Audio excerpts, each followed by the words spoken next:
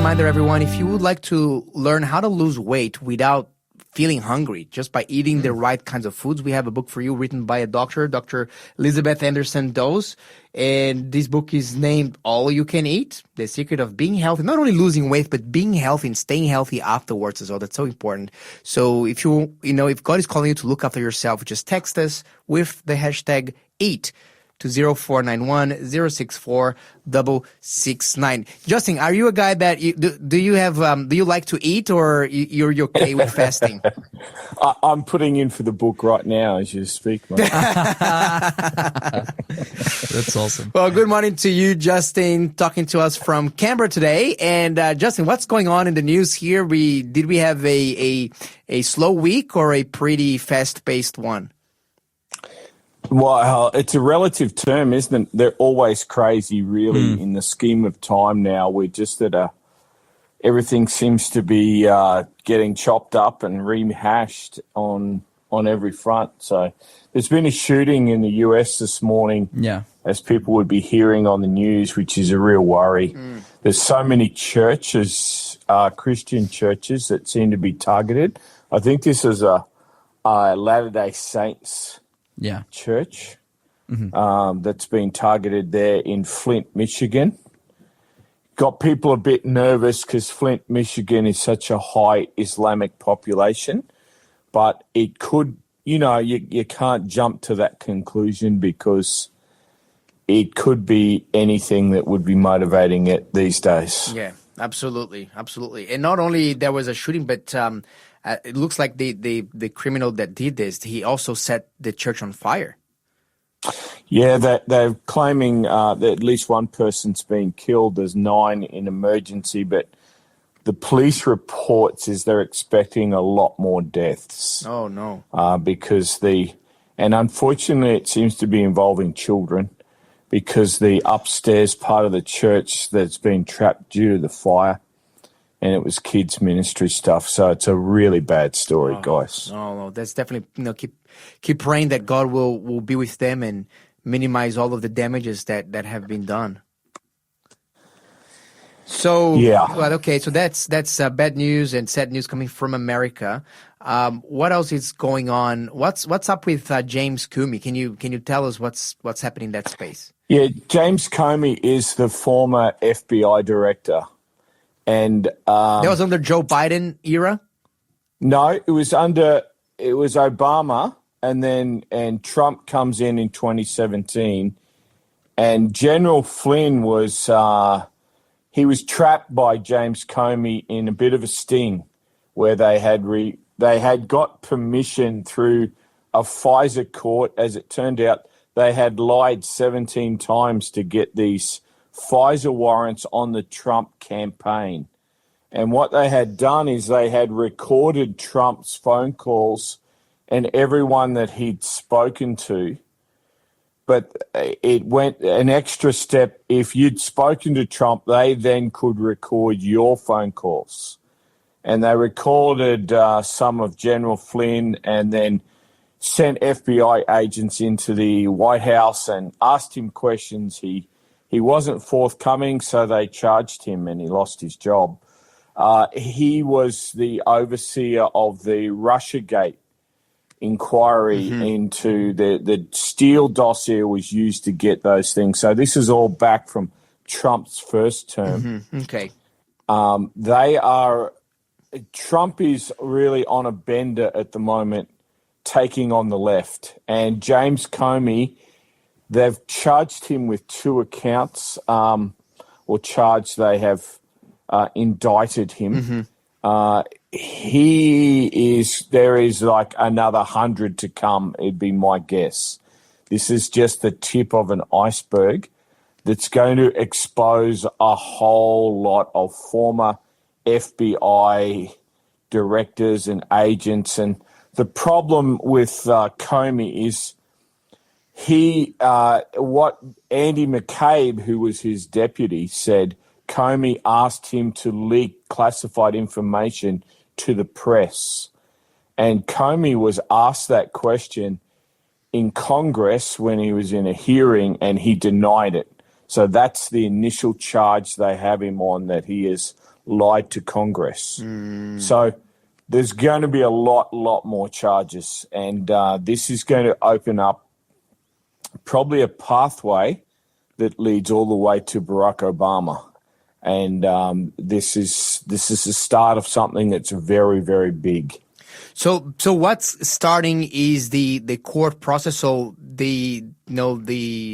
I would imagine that Pam Bondi, as the Attorney General, she's going to make all these charges against James Comey, and then he will have to battle that in court. Is that what's going to happen now?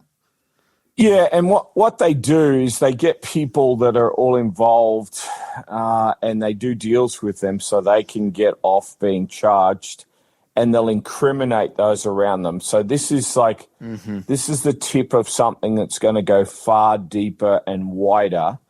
And it's going to be, look, guys, in Bible prophecy, I'm expecting, because of what Daniel 11 has outlined, I'm expecting the left side of politics, which I think is identified as the king of the South. I'm expecting them to really come unstuck, and unstuck in a big way. And I don't know that this event is going to bring that on, or whether it's just another step towards it.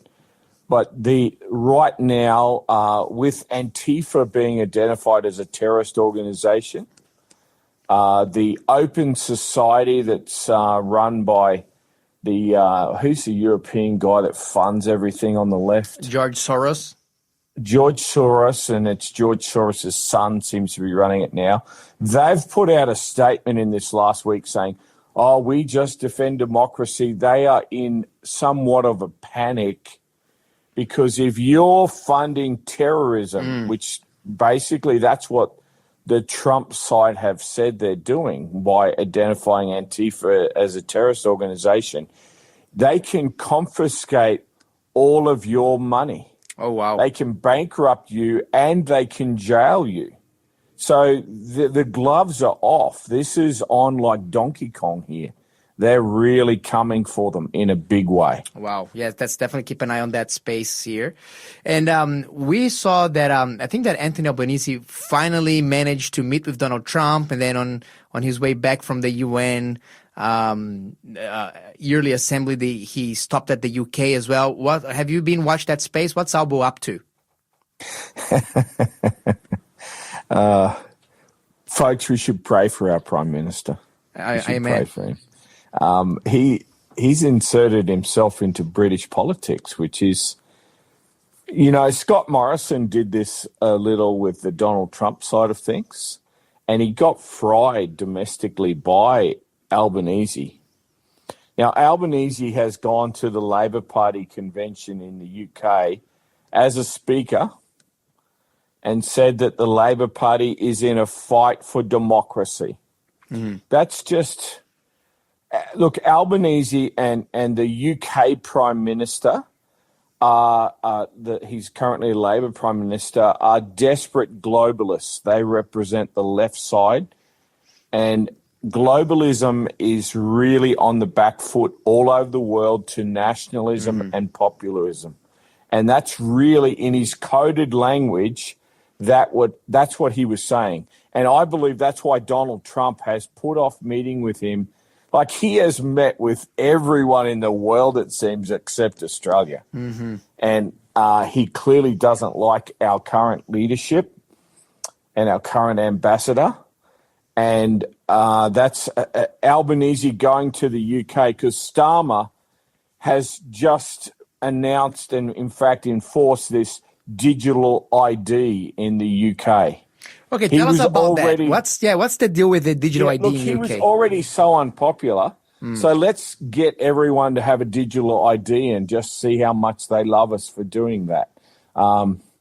That's all about tracking who's who and what you're doing all the time. There's all sorts of ramifications that can come from that.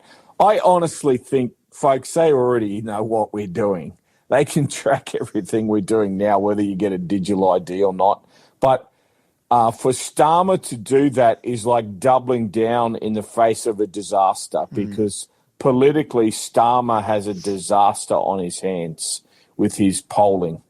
And gone ahead with this, and they're in massive trouble in the UK. Wow. Let's see what's going to happen there, and if he's going to be able to, weather that all of that animosity against him in the United States, in the United Kingdom. And have you seen that Charlie Kirk wrote a book about the Sabbath? That's I think, is it available already? For December 9. December 9. Yeah. Yes. Are you curious to know what he wrote about it, Justin? Are you going to be buying one? Desperate. Look, I've watched many interviews of Charlie on the Sabbath, and I initially got interested in Charlie way back a number of years ago because I heard that he had got engaged with the Seventh-day Sabbath, which is a great interest of mine. Mm-hmm. So I can't wait to see it. It is called Stop in the Name of God, I think is the title of the book. And I guess the one thing I'm going to be looking for, because what I do hear a little of is people are just sort of saying you need to have a Sabbath every week. Now, Charlie, he did keep the biblical Sabbath of the seventh day. Mm-hmm. I don't think having Wednesday as a Sabbath is obeying the commandment. I don't think keeping Sunday as a Sabbath is obeying the commandment. God is very specific that God's Sabbath is the seventh day, and acknowledging the seventh day is very much part of Sabbath keeping.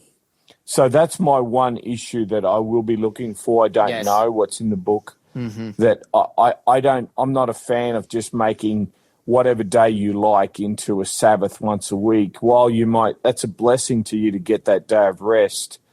To obey God, we have to keep the time that He has set aside. So that's probably what I'll be interested in. Yeah, absolutely. Seeing how this book comes out. And if the book is just advocating keep any day of the week as a Sabbath, it's not a book I'll be promoting. Yeah, absolutely. No, I agree with you.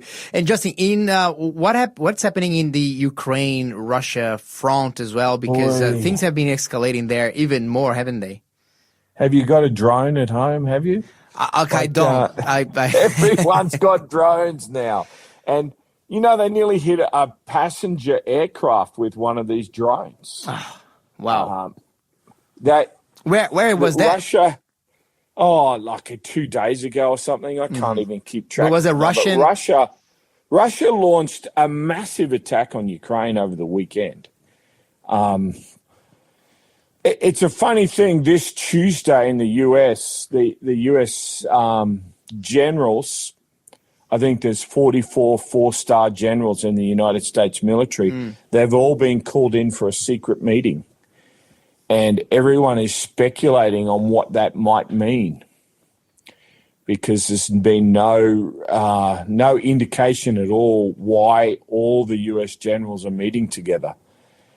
I hope, because we're running out of options to stop this war. Russia's being belligerent. They're not going to come to any negotiation table, it seems. And it doesn't leave a lot of options left. And that they have been drone attacking. They've been buzzing with their aircraft over Estonia and Finland and all these other countries that border them. Somewhere soon there's going to be a big mistake here, and we're going to find ourselves in a much larger conflict. And apparently there's one of the developments that I saw happen over the weekend is that Hungary, Ukraine shot down some drones from Hungary, which is a part of NATO, but they're also allied with Putin in political wise. So and basically Ukraine says, look, we don't care if it's NATO or not. If we think that you're spying on us, we're going to shoot your drones down. So there's new elements in that war now that we haven't seen before. Well, again, Hungary are populist nationalists are ruling the day there. They're very much aligned with Trump. So this is a muddy little pond that everyone's swimming in over there. Wow. Well, Justin, thank you so much for bringing us some updates. And of course, if you have any questions for Justin, you can text us here and you can ask these questions, or you can watch his show Friday, 4:30 p.m., The Perfect Storm.